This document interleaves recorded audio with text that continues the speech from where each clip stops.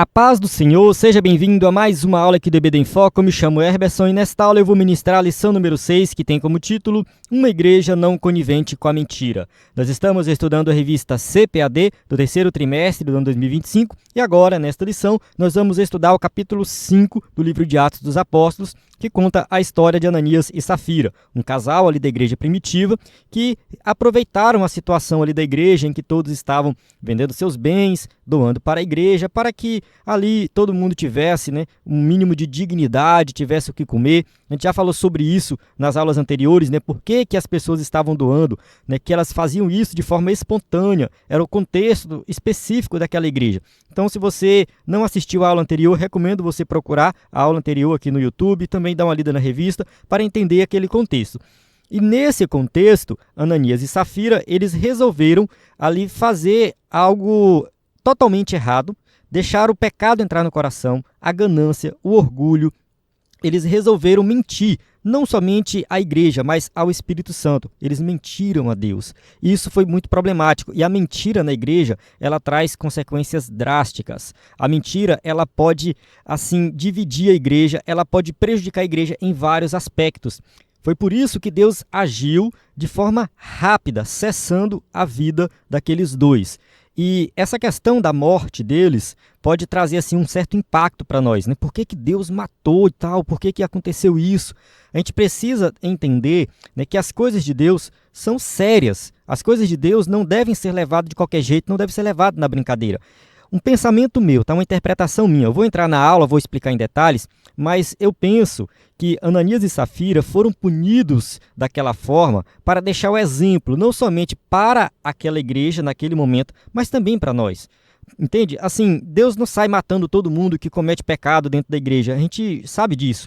Aconteceu com eles lá e a gente não tem nenhum registro no Novo Testamento que isso aconteceu de novo. E também é bem provável que outras pessoas estavam com a mesma intenção no coração. Então, assim, eles serviram de exemplo para que aquilo não se repetisse e para mostrar que as coisas de Deus são coisas sérias. A igreja, ela é importante e nós devemos agir com a verdade, falar a verdade. É muito importante a gente pegar essa passagem e aplicar nos dias de hoje, não somente com relação à mentira, mas em relação a tudo dentro da igreja, que muitas vezes a gente leva na brincadeira. A gente não leva a sério achando que o evangelho é qualquer coisa e não teve um preço ali que foi pago, um preço de sangue, o sangue do Cordeiro. Nós fomos comprados com um preço muito alto, nós temos que valorizar o evangelho, valorizar a igreja de Deus. Então, após essa introdução, eu convido você a acompanhar esta aula até o final. Vou explicar em detalhes essa passagem, passar por cada tópico e subtópico da revista para que você tenha uma compreensão mais completa da lição. Vou usar aqui o slide em PowerPoint, que é 100% baseado na revista, que você pode usar na sua aula para ministrar uma aula de excelência. Quem é assinante do EBD em Foco, acesse slide de adultos, de jovens e vários bônus, como slide de escatologia, discipulado, enfim, muito conteúdo de qualidade. Nós temos um aplicativo também que você acessa todo o conteúdo no nosso aplicativo. Nós temos um site que está tudo disponível no nosso site ebdenfoco.com e nós temos um WhatsApp. Semana passada eu falei da novidade do WhatsApp, vou reforçar aqui para que você possa receber o conteúdo no WhatsApp. Então você pode enviar no nosso WhatsApp assim, receber o slide. Você vai receber ali a mensagem com o link do slide. Quem é assinante vai receber, quem não é assinante vai receber as instruções. Você pode mandar receber o subsídio, vai ser enviado uma mensagem com o link dos subsídios. Para entrar no grupo, você pode mandar lá entrar no grupo, você vai receber o link do grupo automaticamente. Você pode querer saber sobre o slide, querer renovar a assinatura, enfim, basta mandar a mensagem. Eu vou deixar na descrição desse vídeo aqui um link para cada uma dessas solicitações, que basta você clicar. Então você vai clicar nesse link, vai ser redirecionado para o WhatsApp, já tem uma mensagem pronta, você vai clicar, enviar a mensagem, já vai receber o material em primeira mão no seu WhatsApp. Nós estamos trabalhando nessas automações com o intuito de melhorar para que você possa acessar o conteúdo de forma muito mais fácil, de forma muito mais simples. Apesar de que a gente envia no grupo, você pode receber a qualquer momento diretamente no nosso número. Então salva o nosso número 94 98409 2869. Esse é o número do EBD em Foco, tá? Pode salvar EBD em Foco, conteúdo para EBD, enfim, salva aí, manda mensagem que nós vamos sempre enviar esse conteúdo para você. Bem, vamos para o texto da hora da lição que diz assim: Disse então Pedro: Ananias, por que encheu Satanás o teu coração, para que mentisses ao Espírito Santo e retivesses parte do preço da herdade, Atos capítulo 5, versículo 3. Aqui foi a repreensão de Pedro. A gente vai explicar também durante a aula esse versículo. Verdade prática, como toda forma de engano, a mentira é pecado. Devemos, pois, andar sempre na luz da verdade. E assim, nós vivemos em uma época muito diferente, né, do passado, dessa época aqui da igreja primitiva, e também, né, alguns anos atrás não tinha rede social. Então, assim, hoje a gente vive nessa época tecnológica, a rede social está muito popular, né, WhatsApp, Instagram, Facebook, essas coisas tudo. E muitos crentes pensam que nas redes sociais pode falar qualquer coisa. Na rede social pode mentir, pode falar mal de um irmão. Enfim, a gente tem que ter cuidado porque isso também é pecado. Tá? Você mentir no WhatsApp é mentira, é pecado. Você postar algo mentiroso também é pecado. Você compartilhar algo mentiroso sem verificar antes, eu também considero que isso é pecado, porque é falta de prudência do crente receber algo mentiroso e passar para frente. Então a gente, né, tem que aplicar isso no nosso contexto. Fazer das redes sociais um ambiente em que você pode agir do jeito que quiser e está tudo bem, está tudo normal, isso não é certo. O crente ele tem que ser crente também na rede social. Ele tem que aproveitar a rede social para pregar o evangelho. E muitas vezes essas mentiras que estão nas redes sociais vão parar no púlpito da igreja. Eu já vi isso acontecer. Eu vi pastores renomados levar para o púlpito da igreja uma mentira porque ele recebeu no WhatsApp. Então a gente tem que levar essa questão da mentira a sério. A igreja precisa rever os seus conceitos. A gente estuda essa história e fica, olha só o que aconteceu com Ananias e Safira, mentiram, tal, morreram, olha só, bem feito para eles, tá, e nós? Como é que funciona? Então a gente tem que, né, ser humilde também e aplicar isso na nossa vida. Leitura bíblica clássica se encontra em Atos capítulo 5, do versículo 1 a 11. Então durante a aula a gente vai ler alguns versículos aqui e explicar em detalhes. Vamos para a introdução. Um casal aparentemente despretensioso achou que podia lucrar às custas da santidade da igreja. A gente não sabe detalhes da vida de Ananias e Safira, não sabe quem eles eram, se eram muito ricos, se tinham muita propriedade, a gente não sabe detalhes. A gente também não sabe se eles realmente eram crentes ou não, se eles se converteram de verdade ou se estavam lá, né, como aqueles crentes, né, fingidos, né, que enfim, tem aparência de crente, mas não é crente. Ao combinarem um ardil para enganar os apóstolos, Ananias e Safira estavam, na verdade, a serviço do diabo, o pai da mentira. Então eles combinaram entre si ali algo para enganar os apóstolos, achando assim, os apóstolos não estão vendo, né, eles não sabem o que nós estamos fazendo, ninguém está vendo, então nós vamos fazer dessa forma aqui. Eles esqueceram que o Espírito de Deus estava vendo, eles esqueceram que o Todo-Poderoso estava vendo, e também eles não perceberam que eles deram lugar ao diabo. A gente vai falar mais na frente sobre essa questão do diabo, né? Porque muita gente quer atribuir ao diabo o pecado. Não, eu pequei porque o diabo fez o pecado. Mas a gente tem que ter cuidado que não é bem assim que funciona. Nesta lição, aprenderemos que é possível um crente não vigilante estar a serviço do diabo em vez de agir em favor do reino de Deus. Observe que o escritor da revista segue aqui a linha de interpretação que o crente salvo, ele pode sim agir em favor do diabo, está a serviço do diabo. Não que ele vai ser possesso, é diferente aqui de possessão. Ele vai dar ouvido ao diabo, ele vai deixar entrar no seu coração o pecado, o desejo maligno, e vai dar ouvido ao diabo. E pode atrapalhar as coisas do reino de Deus. Então aqui a gente não está falando de alguém que não é crente, do ímpio, não. Estamos falando de crentes. Pelo menos eu percebi essa linha de raciocínio aqui do escritor da revista e também é uma linha de raciocínio de boa parte dos teólogos. Tá? A gente não pode esquecer, né, que o diabo é um ser espiritual e ele pode sim nos influenciar a coisas erradas. Então a gente precisa ser vigilante. Foi exatamente isso que aconteceu com Ananias e Safira. Tentaram obter lucro negociando valores do reino. Então o objetivo deles ali, de alguma forma, era conquistar fama, enfim, um destaque naquela nova sociedade que estava desenvolvendo ali, né? Como crentes, não podemos usar de engano, porque Deus sonda os corações. Cabe, portanto, a nós nos afastarmos do pecado pelo temor do Senhor. Porque assim, o ímpio usar de engano, o ímpio mentir, isso é o natural dele. Ele já vai receber a condenação por aquilo. Agora, o crente, ao fazer isso, ele vai sofrer as consequências. De alguma forma, Deus é misericordioso. Ele quer que a gente se arrepende e volta para o caminho correto. É por isso que nós somos disciplinados quando pecamos. É por isso que somos disciplinados quando nós saímos da vontade de Deus. Deus disciplina porque Ele quer que a gente volta para os seus pés. Ele quer ver o arrependimento.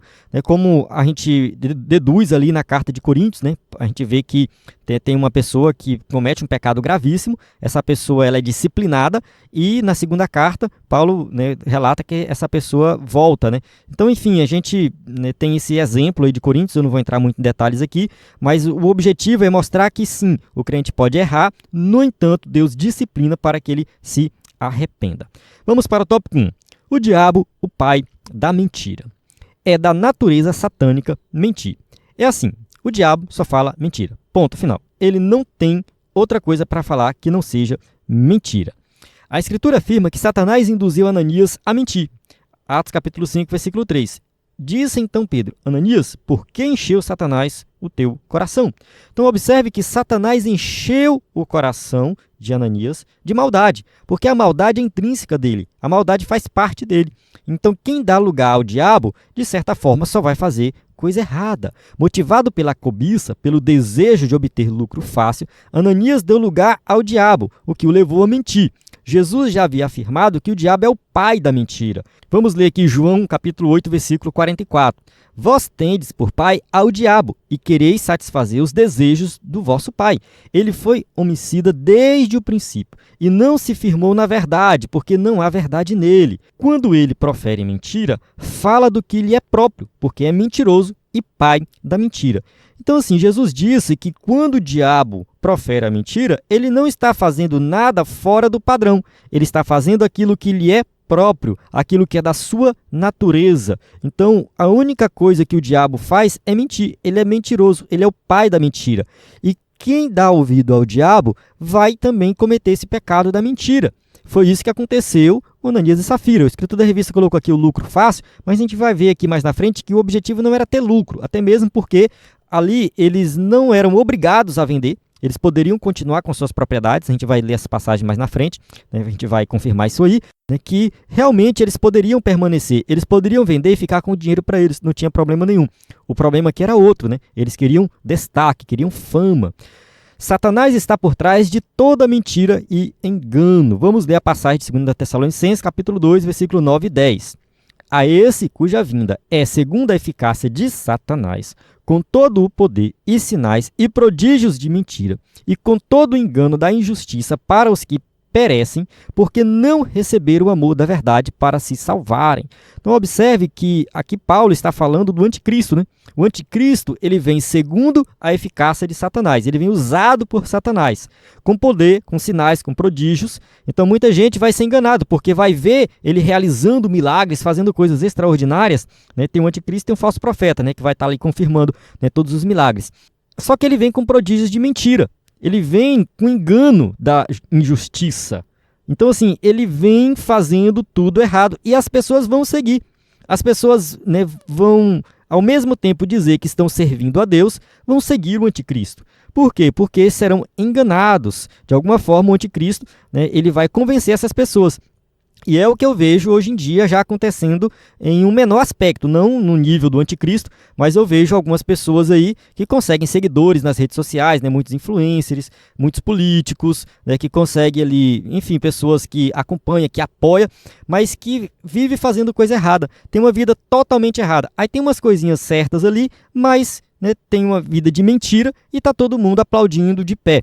Então, assim, isso já acontece em certo nível, as pessoas já são enganadas, muitas vezes crentes, estou falando de crente, tá? Pessoas que estão dentro da igreja, crente dentro da Bíblia, já são enganadas, né, com essas figuras da sociedade, né, só porque elas têm algum certo nível de verdade, mas o restante é tudo mentira. Tem 10% de verdade e 90% de mentira. As pessoas já estão seguindo. O apóstolo Paulo viu esse espírito de engano quando enfrentou Elimas, o mágico. O diabo será sempre mentiroso, nunca mudará. Atos capítulo 13, versículo 10. Disse: ó filho do diabo, cheio de todo engano e de toda malícia, inimigo de toda a justiça, não cessarás de perturbar os retos caminhos do Senhor? Então aqui Paulo repreende Elimas, né? Ele entende que ali Elimas está sendo usado pelo diabo. Então, assim, filho do diabo, cheio de engano, de toda malícia, tudo que não presta vem do diabo. Vamos para o tópico 1.2, a mentira como um ardil maligno. Satanás não obrigou nem forçou Ananias a mentir, mas evidentemente plantou a semente do engano e da mentira em seu coração. Então, assim, a questão do pecado é algo que é do ser humano. O ser humano nasce com a natureza pecaminosa. É o ser humano que decide se vai pecar ou não. Mas o diabo, como seu papel é tentar, é enganar, é mentir, ele vai de toda forma aproveitar essa nossa fraqueza e plantar no nosso coração um desejo maligno. No caso de Ananias, plantou aqui o desejo da mentira, do engano. A mentira é um dos seus ardis. A escritura é bem clara. Não deis lugar ao diabo. Efésios 4:27. Observe que Paulo está falando para crente. Olha, vocês não dão lugar ao diabo. Se você abrir o seu coração para o diabo, se você começar a alimentar o seu coração, a sua mente com pensamentos ruins, com desejos ruins, você vai pecar, porque o diabo ele vai aproveitar isso aí para incentivar, para te dar um pouco mais de motivo para pecar. Então você começa a se justificar. Isso é coisa do diabo na sua mente. Por certo, Ananias sabia disso, pois estava numa igreja doutrinada pelos apóstolos. E Ananias, enfim, estava próximo dos apóstolos, né? Atos capítulo 2, versículo 42. E perseveravam na doutrina dos apóstolos, na comunhão e no partir do pão e nas orações. Então observe que não era uma igreja qualquer, uma igreja cheia do Espírito Santo, uma igreja com dons espirituais, era a igreja primitiva.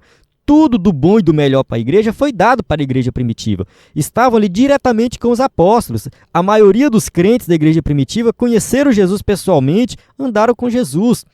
Então, assim, eles tinham conhecimento do evangelho, tinham conhecimento da verdade. Então, não eram crentes fracos no sentido de que, crente que não vai na igreja, que não ora, que não busca Deus. Eu acredito que Ananias e Safira eram crentes que estavam participando ativamente da igreja. Isso aqui é um alerta para nós. Não adianta você achar que está imune às coisas do diabo, né? Se você está orando, está lendo a Bíblia, não, estou orando, estou lendo a Bíblia, estou congregando, estou fazendo tudo certinho, estou seguindo o protocolo de crente, estou fazendo tudo que o crente tem que fazer. O diabo vai tentar mais você do que os outros, porque os outros ele já têm, é você que ele quer derrubar, aí que você tem que ter cuidado. A gente não precisa ter medo do diabo. Ele é um derrotado, ele é um perdido, a gente sabe disso. No entanto, a gente precisa ter cuidado por causa da nossa natureza pecaminosa. Devido nós sermos pecadores ainda somos pecadores. Cristo morreu por nós sabendo que nós ainda somos pecadores. Não no sentido que eu vivo pecando o tempo todo, mas no sentido que temos a natureza pecaminosa. Estamos abandonando o pecado, melhorando cada vez mais, santificando a nossa vida, mas ainda temos a natureza pecaminosa e devemos ter cuidado, né, porque o diabo ele está tentando o tempo todo. Tiago fala isso na sua carta. Resisti ao diabo e ele fugirá de vós. Então existe a possibilidade dele se aproximar, se você não resistir. Então você tem que saber resistir. Saiba que mesmo orando, lendo a Bíblia, indo à igreja, o diabo vai estar tentando de alguma maneira. Vamos avançar aqui na aula. A questão, portanto, não estava em não saber fazer a coisa certa, mas em subestimar o ardil do inimigo, que possui a capacidade de induzir a fazer a coisa errada. Então, a gente subestima o diabo, muitas vezes, né, e acaba caindo nas suas ciladas. É possível que o casal tenha flertado com a possibilidade de ganhar lucro e fama fingindo estar fazendo a coisa certa. A questão aqui do lucro, eu discordo um pouco, né, porque que tipo de lucro eles teriam aqui? Eu acho que não faz muito sentido. Eu acho que o propósito deles era ter fama. Eles viram que a igreja começou com um número pequeno de crentes, depois aumentou, né, uma multidão, ali 3.000 pessoas se converteram, batizaram, aquela coisa toda, e depois Pedro pregou e mais 5.000 se converteu. Eu acho que eles perceberam ali uma certa oportunidade para conquistar destaque naquele meio. Eles viram que mesmo os apóstolos, que eram as pessoas que lideravam a igreja, não estavam preocupados com a fama, porque eles aprenderam com Jesus. Os apóstolos, no começo, eles queriam ser o maior, disputar para ver quem era o maior e tudo mais. Jesus ensinou para eles que não é bem assim que funciona, né? O maior tem que servir. Então, quem quer ser o maior no reino de Deus, sirva. Então, aprenda a servir. Foi isso que eles aprenderam. E eles estavam servindo, estavam trabalhando na igreja de forma muito humilde. Eu acredito que Ananias e Safira viram isso e falaram assim, olha, é a nossa chance de conseguir algum destaque. É a nossa chance de fazer algo para que as pessoas aplaudam e a gente consiga ter alguma fama. Pelo menos esse é o meu pensamento. Eu acredito que eles estavam nesse sentido, né? A ganância aqui era mais para a fama do que para dinheiro. Duas coisas que não são em si mesmas pecaminosas, mas quando buscadas com a intenção errada se tornam pecado. Porque o escritor da revista coloca assim, ganhar lucro. Eu posso abrir um negócio, vender um produto e ganhar lucro. Isso não é pecado, não tem problema nenhum. Você fazer algo honesto e ganhar um lucro em cima disso, isso não é nenhum pecado. E fama? Enfim, a fama ela pode vir de forma natural. Você pode ficar famoso. De alguma forma, você pode fazer algo que atrai as pessoas para si, mas não necessariamente precisa ser algo pecaminoso. A questão toda é, quando você faz isso da forma errada, com um coração cheio de maldade, e ainda passa por cima dos outros, tenta prejudicar alguém. No caso de Ananias e Safira, eles fizeram algo que ia prejudicar a igreja para conquistar essa fama. Vamos para o tópico 1.3. Não superestime o inimigo. O apóstolo Paulo orienta os crentes a perdoarem e a não guardarem nenhuma raiz de amargura. Vamos ler aqui 2 Coríntios, capítulo 2, versículo 10 e 11. E a quem perdoardes alguma coisa, também eu. Porque o que eu também perdoei, se é que tenho perdoado por amor de vós, o fiz na presença de Cristo. Para que não sejamos vencidos por Satanás, porque não ignoramos os seus ardis. Então, Paulo dá essa orientação, né? Ele está falando do perdão aqui, não vou entrar muito em detalhes nessa passagem, mas ele está dizendo o seguinte, se você não perdoa, se você deixa a mágoa ficar no seu coração, né, você está dando lugar para o diabo, você está ignorando os seus ardis. Né? Então, ele fala assim, ó, para que não sejamos vencidos por Satanás. Significa o quê? Que existe, né, um embate aí, Satanás está, né, de alguma forma tentando nos derrubar e se a gente ignorar isso, a gente pode ser vencido. Então, cuidado. Pecou contra o seu irmão, peça perdão. Vai lá, ofendeu, peça perdão. Fez algo errado em algum lugar, já conserte, peça perdão. Porque se você der lugar ao diabo, só vai piorar a situação. Se você deixar o diabo entrar no seu coração, você só vai se afundar cada vez mais. Então, a gente tem que ter muito, muito, muito cuidado com essa questão, né, e não ignorar os ardis do inimigo. Eu acho que cabe aqui uma pequena observação de um caso triste de um tempo atrás, né, do pastor Agnaldo Betti, né, que tinha um canal aqui no YouTube com quase 500 mil inscritos falando de EBD, mas aí depois ele foi preso por ter uma grande quantidade de pornografia infantil, né, no computador dele. E isso impactou a internet de forma geral, né? As pessoas ficaram muito preocupadas. Muitos crentes que acompanhavam os vídeos dele tinham 50 mil visualizações, 100 mil visualizações. Enquanto eu estou aqui lutando para conseguir 5 mil, né, ele tinha lá um monte de visualização.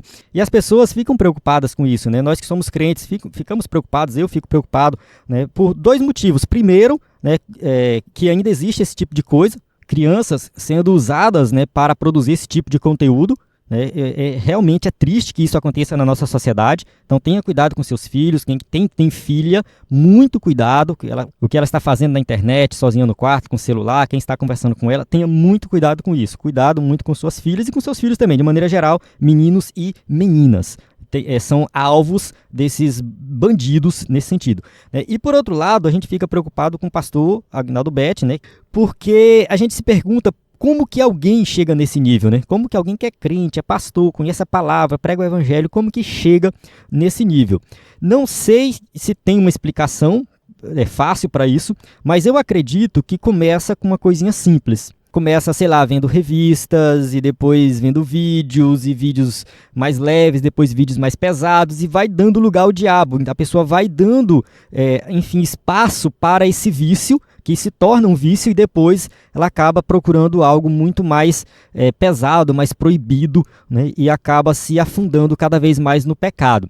E o pecado dele, né, foi algo que causou um impacto grande na sociedade, na igreja, e é crime.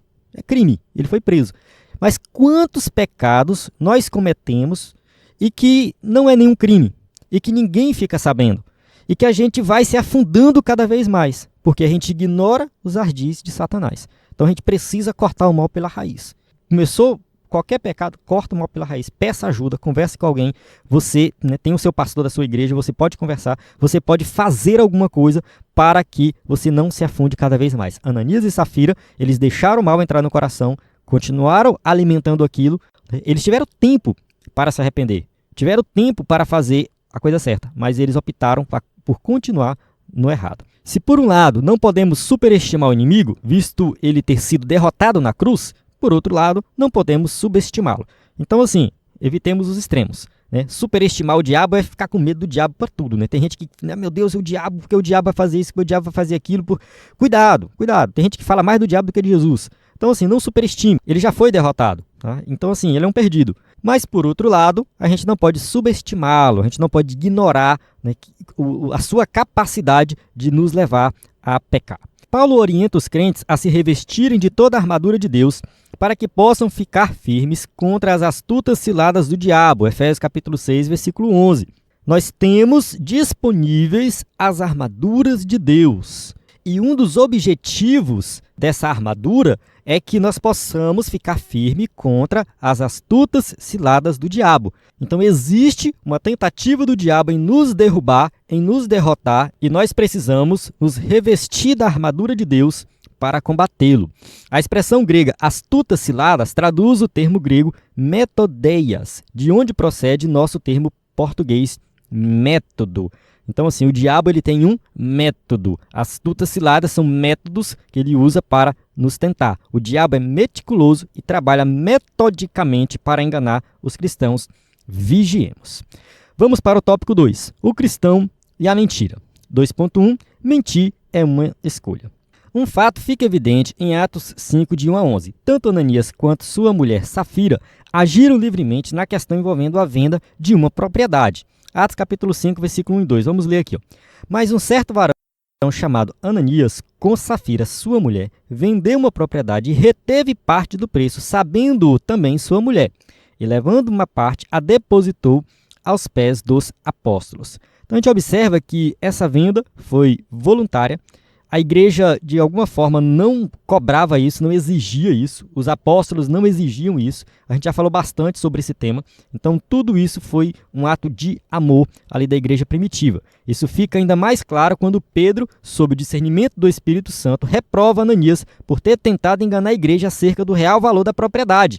Então, Atos capítulo 5, versículo 3, diz assim, Disse então Pedro, Ananias, por que encheu Satanás o teu coração, para que mentisses ao Espírito Santo e retivesses parte do preço da herdade? Eu acredito que aqui entra a explicação, né, do que realmente aconteceu. Né? Apesar do texto bíblico ser bem claro, o que eles fizeram?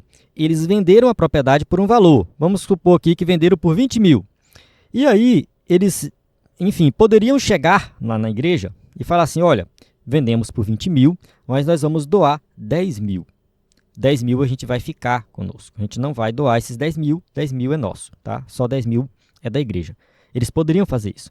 Eles poderiam falar assim, olha, nós não vamos vender a propriedade. A gente acha que não é momento, não estamos precisando, a gente vai continuar com essa propriedade. Não tinha nenhum problema.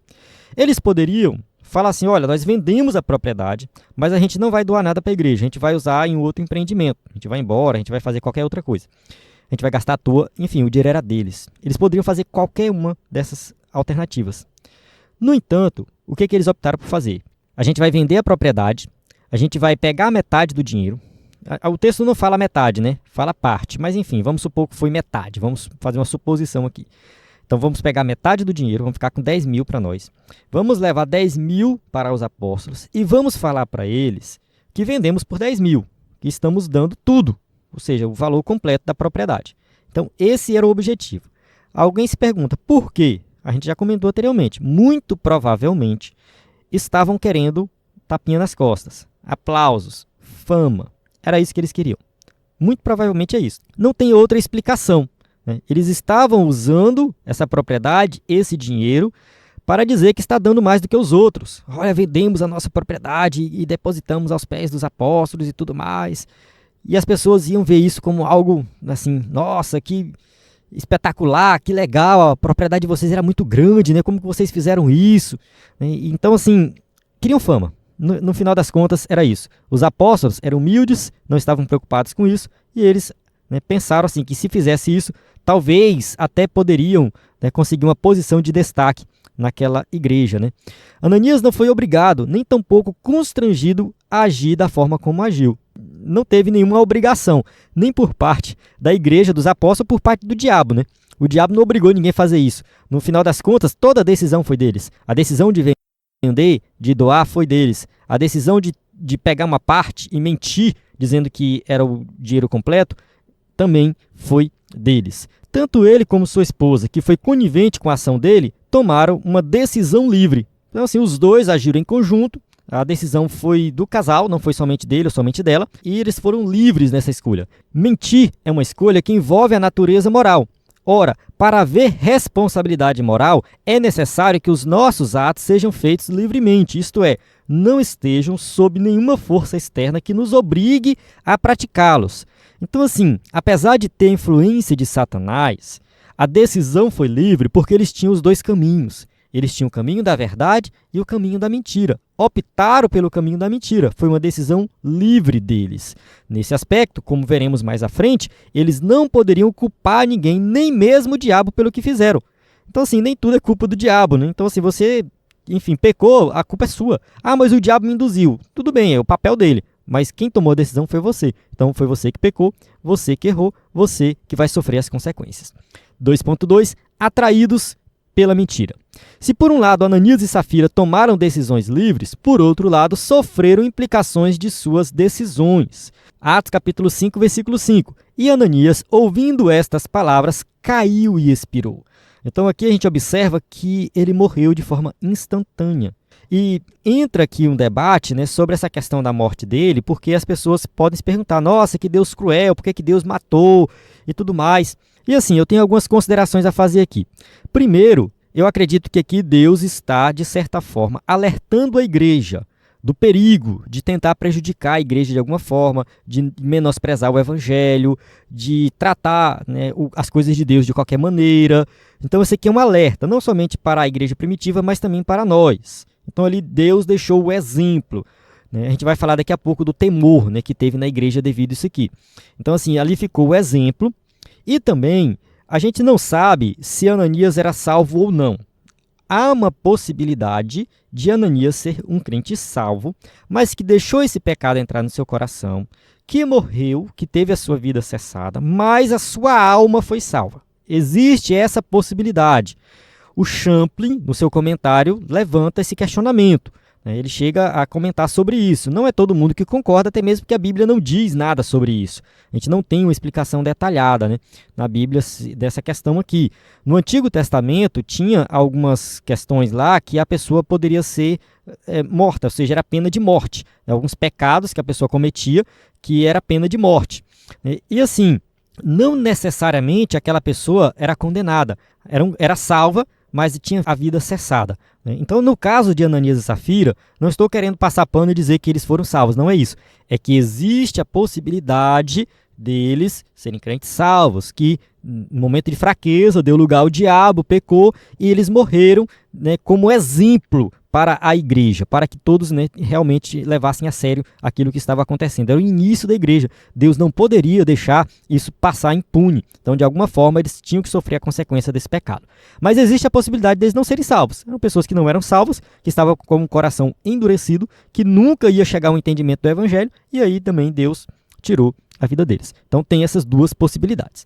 Não podemos saber o que se passou pela cabeça de Ananias e Safira para agirem como agiram. Então a gente não sabe exatamente, mas como a gente já comentou, a gente conjectura que era desejo de fama. Certo é que quiseram obter vantagem com a negociação feita. É possível que, ao verem os demais crentes fazendo ações louváveis quando doavam seus bens, tivessem visto nesse gesto uma oportunidade de obterem, além do reconhecimento, o lucro pelo patrimônio que fora vendido e supostamente doado. Mais uma vez, o escritor da revista fala de lucro, mas eu não vejo aqui o que seria o lucro nesse sentido, porque a propriedade já era deles. Então, se eles estivessem pensando em lucro, eles não teriam vendido, continuava com ela e de alguma forma obtinha lucro trabalhando na propriedade. Eu acho que era mais a questão mesmo de reconhecimento e fama. 2.3. Mentir tem consequências. Ao agirem assim, Ananias e Safira não pensaram nas consequências de suas ações. Mas geralmente nós não pensamos nas consequências dos nossos pecados, das nossas ações. A gente só vai lá e faz. Mesmo fazendo parte de uma igreja pentecostal, onde os dons do Espírito Santo estavam em evidência, se expuseram a uma ação mesquinha quando resolveram mentir não somente aos apóstolos, mas ao próprio Deus. Então, assim, a ação deles foi mesquinha no sentido de que eles estavam, de alguma forma, querendo algo que não tinha valor nenhum. Reconhecimento, fama, que valor isso tem diante da grandeza do reino de Deus? Eles estavam ali, enfim, no grupo que era mais privilegiado quando se trata de igreja, né? No sentido de que, né, estavam com os apóstolos, muitos ali andaram com Jesus, então eles tinham conhecimento do reino e tinham oportunidade de participar desse grupo, né, privilegiado. Apesar das perseguições e tudo mais, né, era a igreja primitiva. Então, assim, que coisa simples. Vou fazer isso aqui, vou mentir para conquistar fama e reconhecimento. É o pecado, né? Enfim, quando a gente abre o coração para o pecado, é coisa tão ridícula o pecado, tão ridículo, que quando a gente chegar no céu, a gente vai olhar para essas nossas ações pecaminosas e vai falar assim, nossa, que ridículo, né? Como que eu fiz aquilo? O pecado não faz sentido.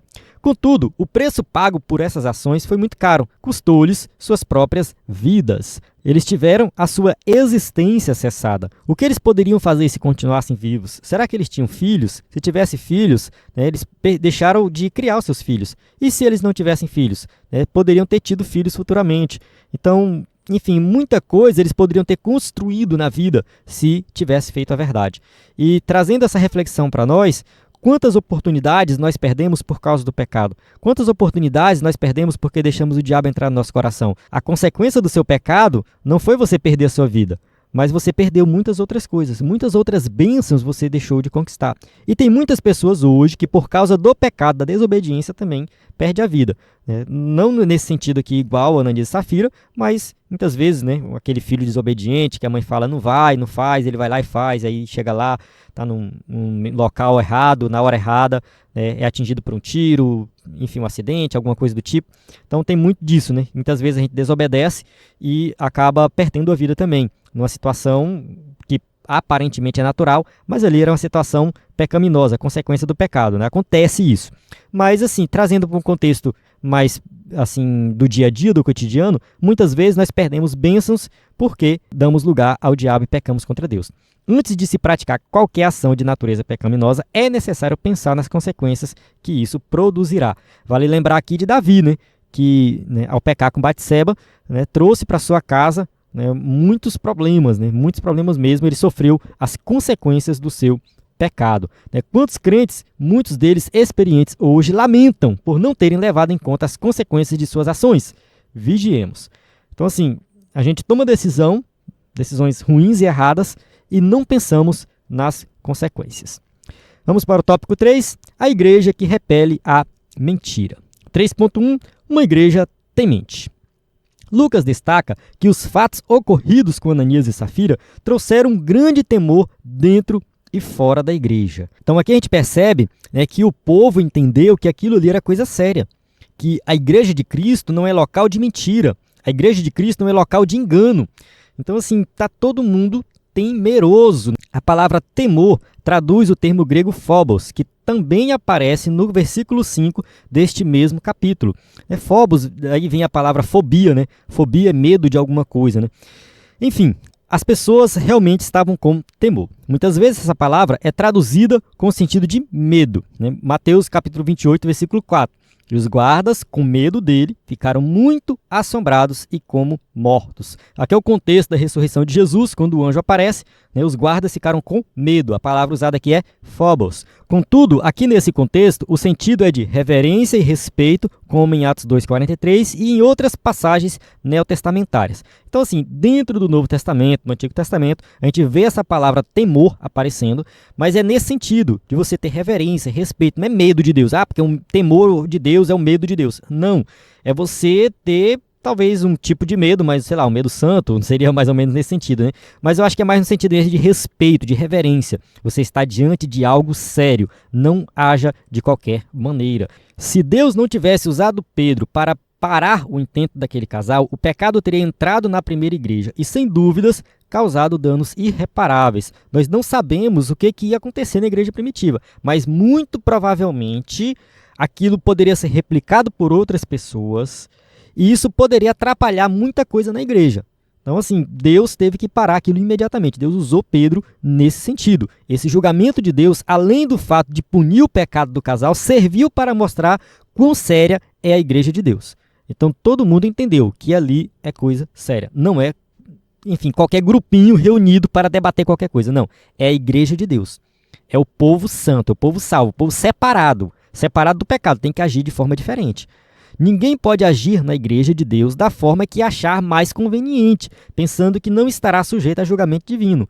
Então, assim, a gente vê muita gente brincando por aí, né, dentro da igreja, fazendo qualquer coisa. Deus vai julgar. E tem muitos, mas muitos mesmo, líderes principalmente, que estão dentro da igreja, mas que vai acontecer como está registrado lá em Mateus capítulo 7, versículo 20. Senhor, Senhor, em teu nome pregamos, falamos novas línguas e expulsamos demônio. Jesus vai olhar para eles e falar assim, olha, apartai de mim porque eu nunca vos conheci. Vocês nunca foram salvos. Então, isso vai acontecer muito naquele dia. 3.2, uma igreja forte. Mais uma vez, Lucas destaca que muitos sinais e prodígios eram feitos entre o povo pelas mãos dos apóstolos. Atos capítulo 5, versículo 12.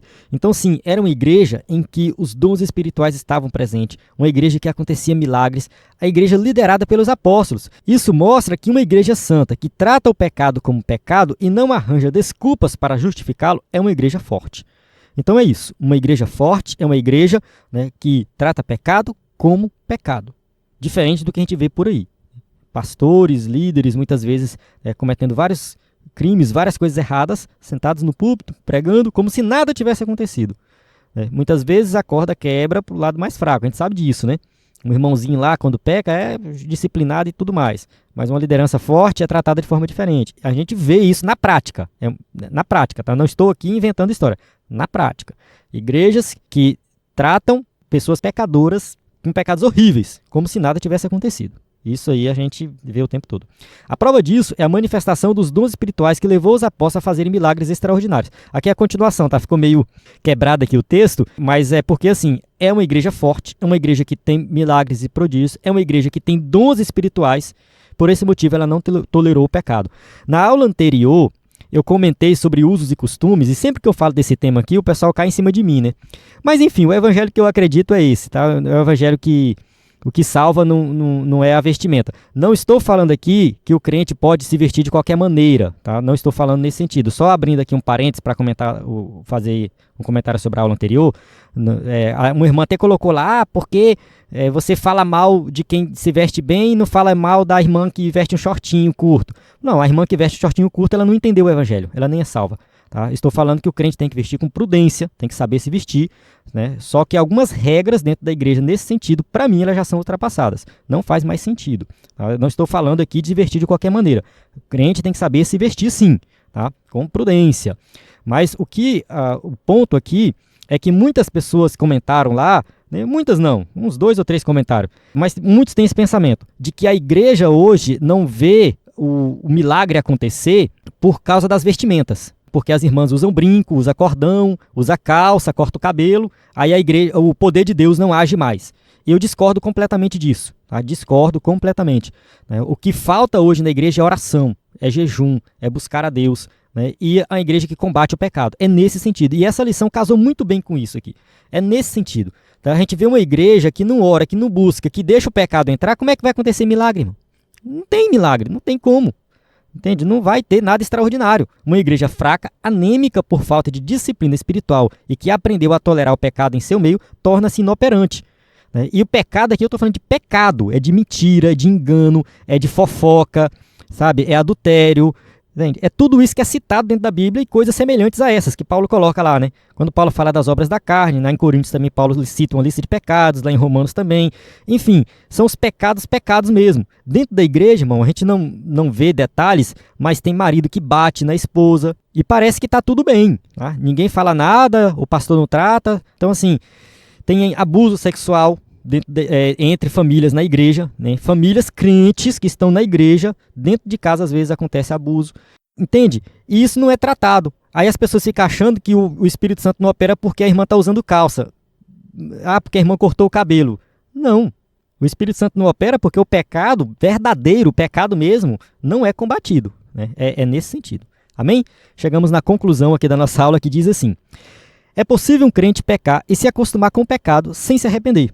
É possível que ele encontre até mesmo justificativas plausíveis para comportamentos notadamente pecaminosos. Contudo, uma coisa é certa: não é possível escapar do juízo divino. No caso da igreja de Jerusalém, o juízo divino veio de forma rápida e precisa. Contudo, em outros, como no caso de Corinto, o apóstolo Paulo cobrou uma ação energética por parte da igreja que havia se tornado tolerante em relação ao comportamento pecaminoso de um crente, como está em 1 Coríntios 5, de 1 a 13. Citei durante a aula isso aqui. Em outra situação, Paulo deixou claro que Deus exerceu o seu direito de juiz com aqueles que haviam pecado. 1 Coríntios 11, de 30 a 32. Então, fico alerta, ninguém é capaz de enganar a Deus. Sim, se você está pecando, se você está cultivando um pecado, você vai sofrer as consequências. Deus está dando oportunidade para você se arrepender e não adianta ficar com justificativas, tá? Porque eu pequei por causa disso, por causa daquilo. Muito cuidado com as justificativas. Deus está te dando a oportunidade de se arrepender, de você se voltar para Ele. E a igreja precisa, né, ser firme com relação a isso. Né? A igreja precisa ser firme com relação ao pecado. Para encerrar, vou contar uma pequena história bem rápida aqui.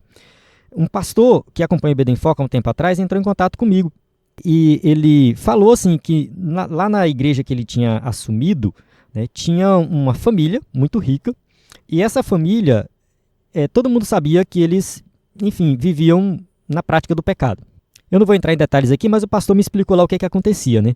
Só que assim, quando ele assumiu a igreja, essa família procurou ele e ofereceu para ele um carro 0 quilômetro, para ele ficar calado, para ele deixar tudo certinho, né? Para não ter disciplina, para que eles se congregassem tudo tranquilo, né?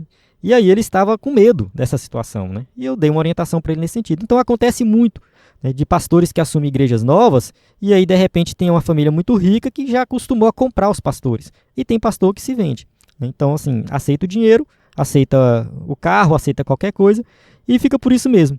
Pecado encoberto, ninguém está sabendo de nada, está tudo tranquilo, mas Deus está vendo. E aí fica a pergunta, uma igreja como essa vai ter milagre? Uma igreja como essa vai ter batismo com o Espírito Santo? Uma igreja que o pastor se vende, que deixa esses pecados públicos, pecados conhecidos de todos, está todo mundo sabendo que tem, mas não tem nenhuma disciplina. Será que vai ter uma ação sobrenatural do Espírito Santo naquela igreja? Acho pouco provável.